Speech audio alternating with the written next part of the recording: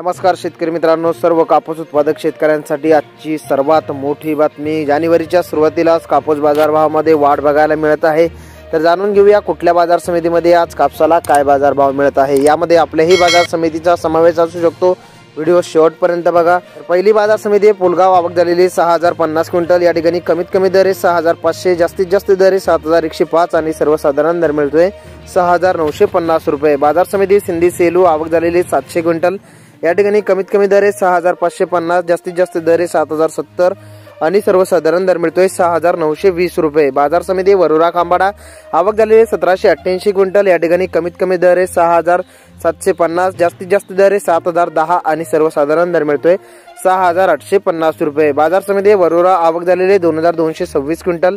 या ठिकाणी कमीत कमी दर आहे 6000, जास्तीत जास्त दर आहे 7000 आणि सर्वसाधारण दर मिळतोय 6700 रुपये। बाजार समिती देऊळगाव राजा, आवक झालेली 3100 क्विंटल। या ठिकाणी कमीत कमी दर आहे 6600, जास्तीत जास्त दर आहे 7085 आणि सर्वसाधारण दर मिळतोय 6900 रुपये। बाजार समिती मनवत, आवक झालेली 2900 क्विंटल। या ठिकाणी कमीत कमी दर आहे 7025, जास्तीत जास्त दर आहे 7100 आणि सर्वसाधारण दर मिळतोय 7050 रुपये।